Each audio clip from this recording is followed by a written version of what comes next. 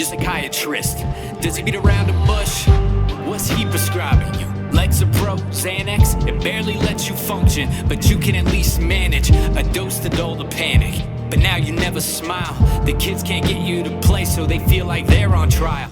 What's up, everybody? I'm Skullz, and today we're going to be listening to Cesaro, Summability, and then we're going to be going into the title track, Aenema. I've had people tell me that it's pronounced in two different ways, one being Ænema and the other one being Ænema. So, for argument's sake, I'm going to be calling it Aenema. Now, I'm excited about this song because if you've been watching my Tool journey, you know that the title track of their first album, Undertow, was one of my favorites on the album. And just considering how well Tool has their concept of their album in their control, I'm going to guess that this one's going to be a good one. Maybe it'll bring the whole album together in some kind of way. I don't know. I'm gonna try to keep those expectations at bay and just take it for what it is. But I really have some high hopes, especially coming off of Push It, because Push It is fantastic. The guitar work between his vocals in that second half were just freaking awesome. The guitar amp and melody and the way it went, that is the closest they've sound to a perfect circle yet. And then just how Maynard comes in at the end and he sings with such clarity. There's beautiful reverb on it.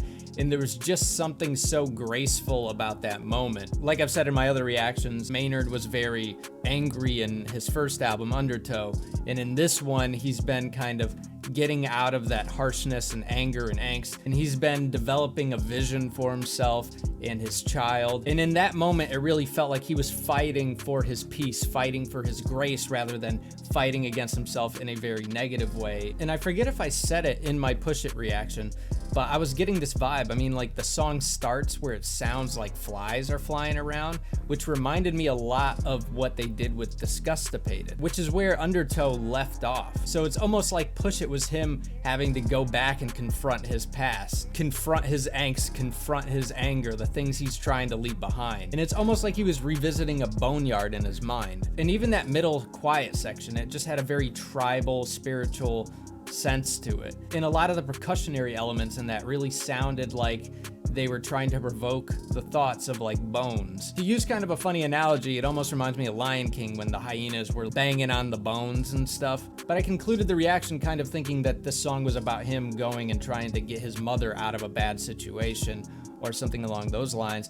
And I'm not exactly sure if that is the case. I do think there's a deeper genesis to the lyrics. I mean, it really could just be as simple as confronting the things that he finds threatening to him. And like I said in the previous reaction, that could just all be conflated into one thing. It doesn't have to be about one certain situation. It could be an amalgamation of things. I mean, the songs tend to be much more abstract. Like if we just take that metaphor, he kept saying, I saw the gap again today. It could literally just be, this is point A, this is point B, and here's the gap. And that's what the song's about. It's I'm trying to get from A to B, and there's something standing in my way. What that gap could represent is just something that you fall into, a trap you fall into. But like I said, if the song is about his mother and what's going on with his, I think it's his stepfather, I read that he had to go live with his stepfather after what happened to his mother. There could just be details or context that I'm just not getting, and so I don't understand the song as thoroughly as I could. But I do think I see the genesis. I do think I see the abstract nature of the song. It's just the context that I don't really have. But that's the beauty of Tool. They can take something very personal to them, boil it down to its genesis, and say things in a way that can be applied to so many different things. There's really not many bands that do anything like that or even have the ambition to do that, because I mean, you're aiming so high at that point. And seriously, considering how high Tool aims, it's unbelievable to me that they have not tripped once. They have not stumbled at all. So far in all the songs I've listened to them, I've not found a song where I'm like, I don't like it. There's definitely songs I like more than others, but there really is no bad song. There's not even any just good songs. They're all great. And rarely do I find these reactions to be the best experience with the song. I usually listen to it, I enjoy it, I have fun with it, I have fun picking it apart and trying to figure it out for myself, but I get so much more out of listening to it multiple times. And it's nice of a band to reward the listener through their willingness to try to understand. I mean, the way our culture is, we don't seem to try to want to understand each other, understand things at all. I think we're just constantly getting bombarded with information and we don't know what to do with the information anymore. Or we just don't have time to think about that because there's just so much information, there's so much going on, just because of the access of information we have now. Our senses are so overwhelmed and we need to dial it back and think about wisdom, think about our narrative. What do we want our narrative to be? And it's so cool that Tool's kind of leaving behind this template for you to use for yourself and figure it out for yourself. It's like they're kind of figuring out the structure of evolution and they're laying it out for you and leaving you breadcrumbs. But I gotta say, I was kind of warned about the Tool army.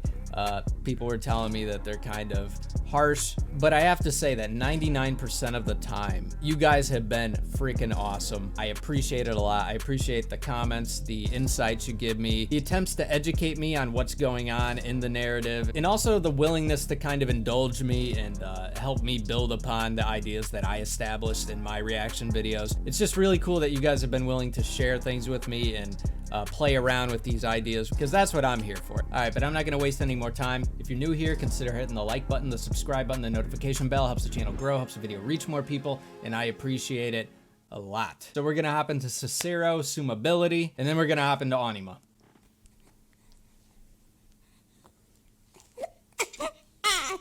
Oh God.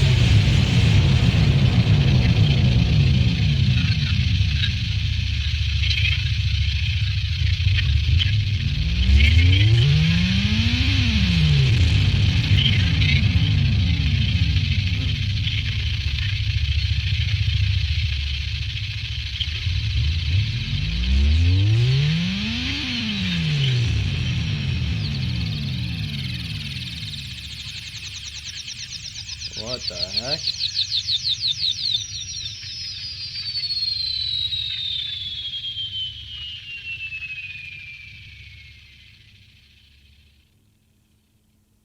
Yeah, so I don't have much clue into what that was about. I'm just gonna let Ænema play out and we'll see if it makes sense as it goes.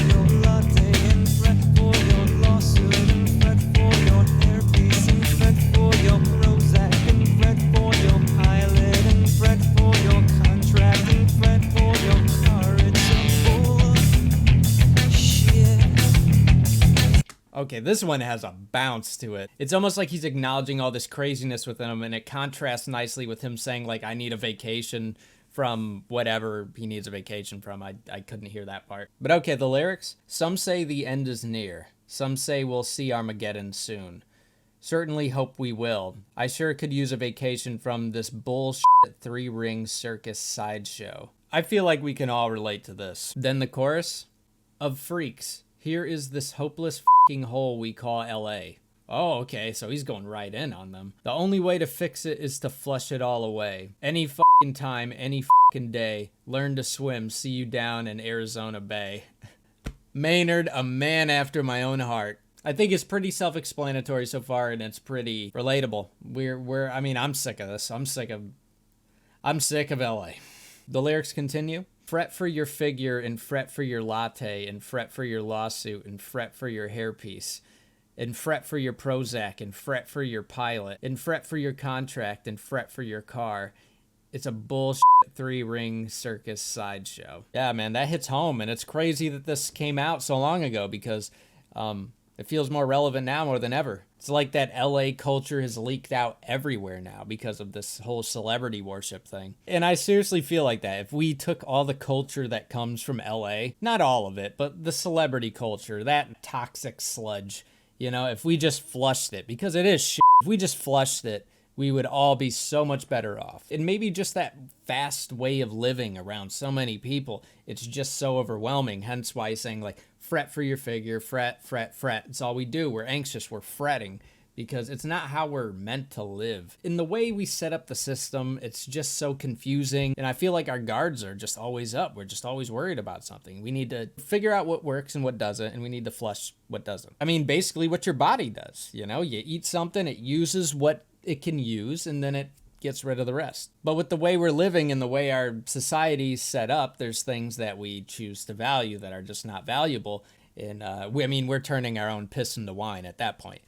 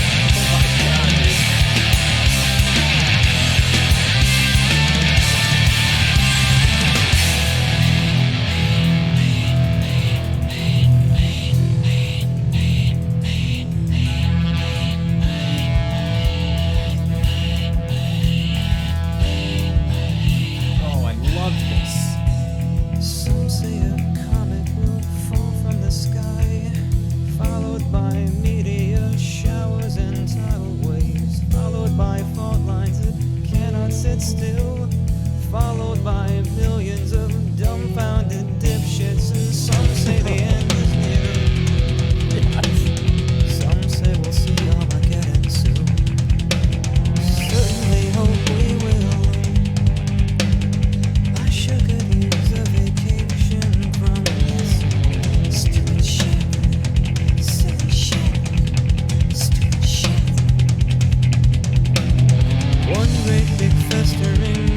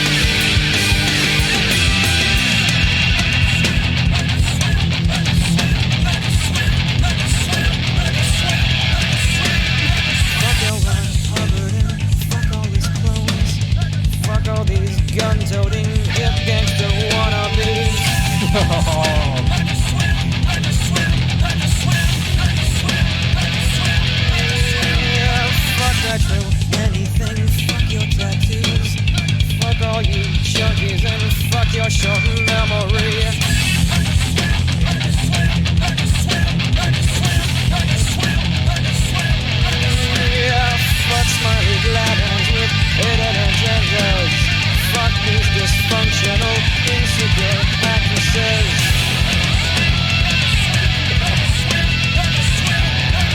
Bro, this is like the biggest diss track ever. First of all, one thing that I kind of wanted to point out was when he keeps saying, hey, hey, over and over again. It's almost like something within him is like nagging him. Almost like you haven't been listening to me. Like, hey, hey, hey, hey, like listen to me. I wonder if that's representative of the third eye. I believe the last song is called Third Eye. So I'm wondering if it is that intuitiveness. He's listening to his intuition a bit more. And also the whole learn to swim, that can be traced back to Undertow again. I mean, that's basically what happened to him. He had to learn to swim. He had to fight to keep his head above water that entire album, and he did. I do see the evolution in his perception. He's actually starting to reject things that are bad for him, it sounds like. At least in the outside world. Maybe he's trying to just create distance from it and separate from it. Because in Undertow, it was like he was rejecting himself. In the first half of this album, he was learning how to accept and integrate the things rather than try to reject them. And now I feel like this is kind of like him trying to preserve his peace, preserve his progress, and create separation from the things that he knows might make him backslide. Fuck these dysfunctional, insecure actresses.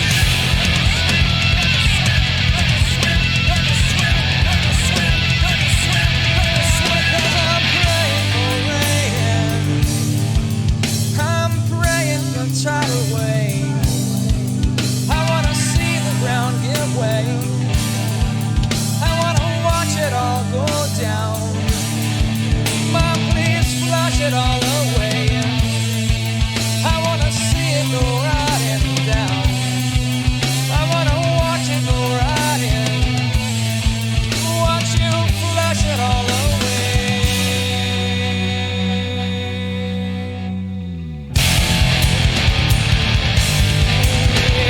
Time to bring it down again.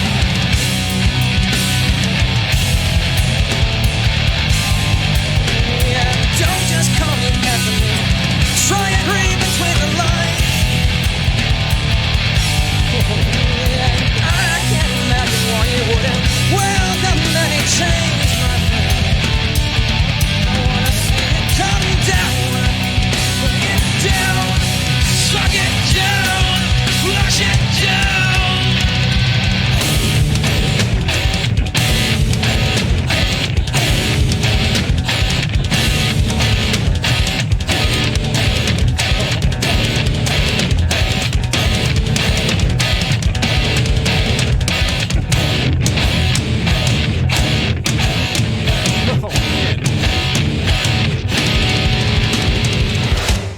So sonically, I feel like the song was a lot different from the rest of the album. It feels like there was a brighter end to things. Maybe because of the guitar. Maybe that's why I'm thinking it. There was a different tone to the guitar. I mean, there was a little bit of that in Push It, too. Of course, Danny's doing crazy shit. He does it every song.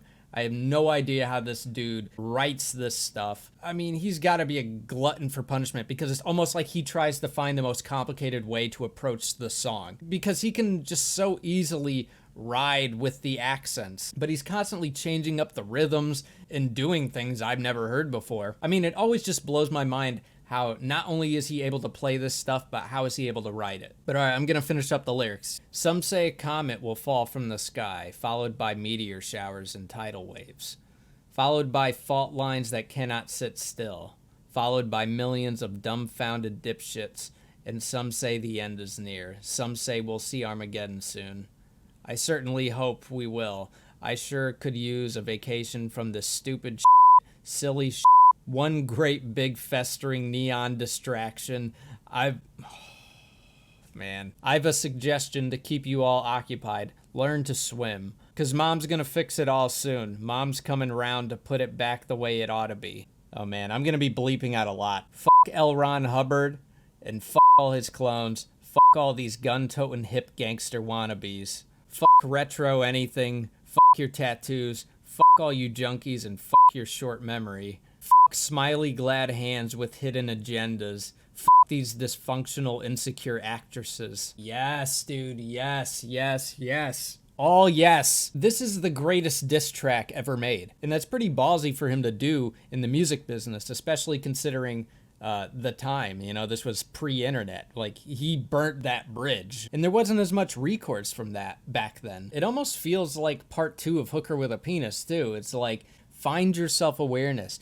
If you're anxious all the time, maybe that's your body or your third eye trying to tell you, get the fuck out of there. I love how this is tying so many of their songs together. But the lyrics continue. Because I'm praying for rain. I'm praying for tidal waves.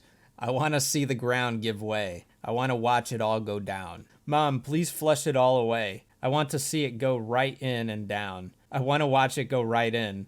Watch you flush it all away. And even more callbacks, like I'm praying for rain. It almost sounds like he wants what happened in Flood to happen here. He wants a cleansing of this place. But the lyrics continue. Time to bring it down again. Yeah, don't just call me a pessimist. Try and read between the lines. And I can't imagine why you wouldn't. Welcome any change, my friend. I want to see it come down. Bring it down, suck it down, flush it down. It's always so hard to tell, like, what's your favorite song by Tool. Everyone says that it's the one you're listening to. And I'm starting to get why people say that. Because, I mean, it really is hard to sit down and think about it. Like, I mean, I can think of ones that aren't, like, my favorite. But so many of their songs, it's just, like, they're so engaging that there's like no other song while you're listening to it. But yeah, that was an excellent track. I haven't heard a lot of people say that this was their favorite. So considering what's ahead of me, that has me a lot more excited because I thought this was great. It had that undertow energy to it, but there was a more enlightened perspective on top of it. This one was great, and now I'm excited for the rest of the album, which I don't have a lot more of. It looks like just Ions in Third Eye. I could have sworn I had like 3 or 4 more songs left, but I think I'm just messed up because of all the intermissions. Yeah, I can't even imagine how this album's gonna end at this point. I mean, reacting to this album so far has taught me a lot about growth in myself, especially during all the stuff that I've been going through. So they've been a really helpful aid for me. And I'm really looking forward to keeping my mind open and seeing what they have to tell me, because good music rewards you for listening. And honestly, I don't think I've heard a band that has rewarded me so much for listening. But anyways, guys, I think I'm gonna end the video there. I appreciate you guys hanging out with me as always. If you're new here, consider hitting the like button, the subscribe button, the notification bell. Helps the channel grow, helps the video reach more people, and I appreciate it a lot. And wherever you guys are, I hope you're having a good day, good night, and as always, I look forward to the next one. Peace. Someone to risk it for.